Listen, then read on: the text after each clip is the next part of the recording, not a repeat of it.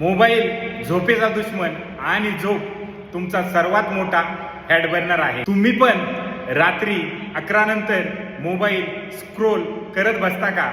WhatsApp, Insta, YouTube सतत scroll. पण हाच तुमच्या फॅट लॉसला थांबवणारा नंबर 1 कारण असतो. जेव्हा तुम्ही उशिरा झोपता तेव्हा तुमचं हार्मोन बॅलन्स बिघडतं. लेप्टिन, फुलनेस हार्मोन्स कमी होतं.